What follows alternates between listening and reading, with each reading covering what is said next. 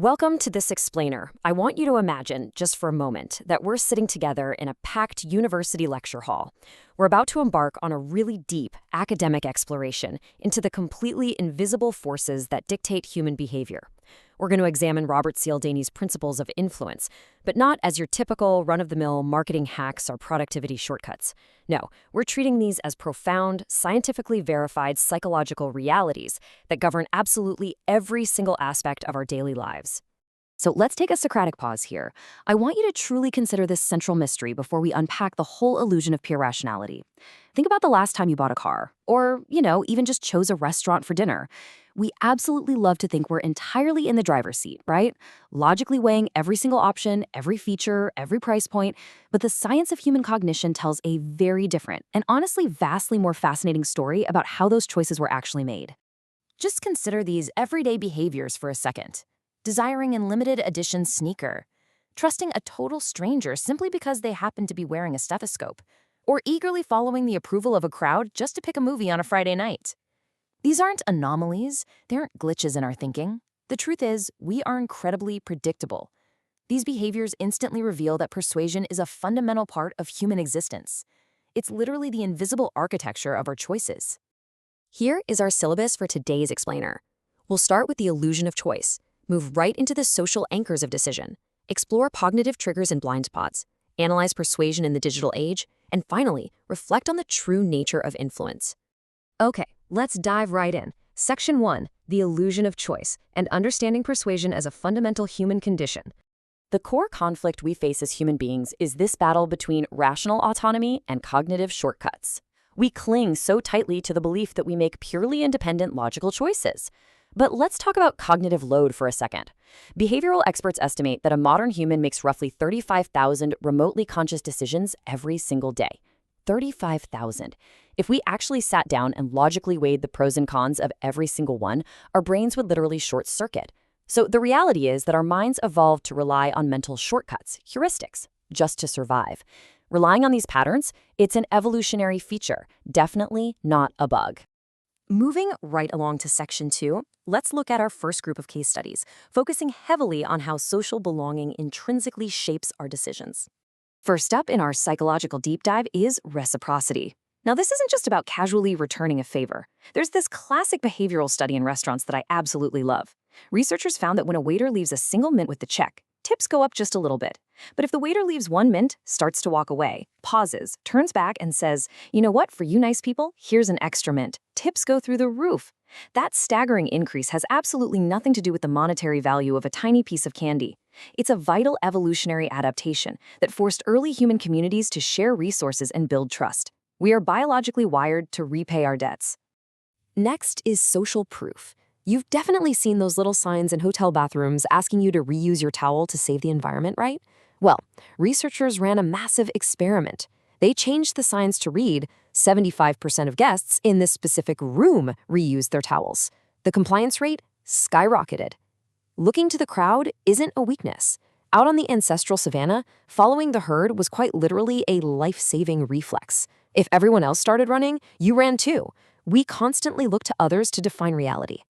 Then we have liking. In academia, we often refer to this as the halo effect, where we just automatically assign positive traits like intelligence or honesty to people we find physically attractive or even just agreeable.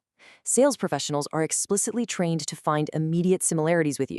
Maybe they notice you're from the same hometown or you're wearing a hat from the same sports team. They do this because research definitively shows we are fundamentally wired to comply with people who mirror us. It's a social lubricant that makes human cooperation so much more seamless. Okay, on to Section 3.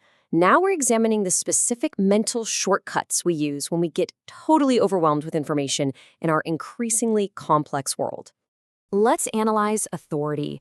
This is our incredibly deep-seated cognitive bias to trust and obey perceived experts.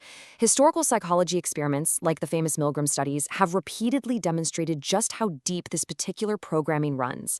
The sheer power of a lab coat, a uniform, or a fancy title can cause perfectly rational adults to completely bypass their own logical processing in favor of blind compliance. We defer to authority because, generally speaking, trusting experts keeps society functioning safely.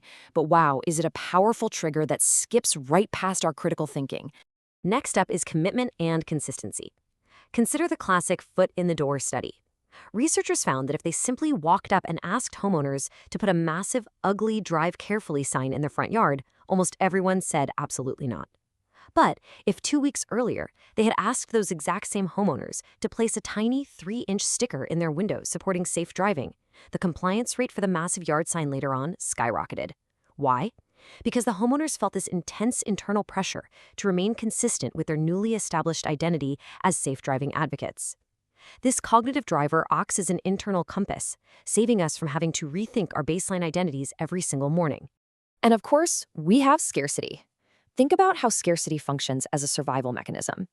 In our ancestral past, failing to act quickly on scarce resources literally meant starvation. This ancient biological wiring perfectly explains our modern behavior. If you want concrete proof of our dormant caveman instincts kicking into overdrive, just go look at grown adults physically fighting over televisions on Black Friday. The perception of limited availability completely overrides any sense of rational valuation.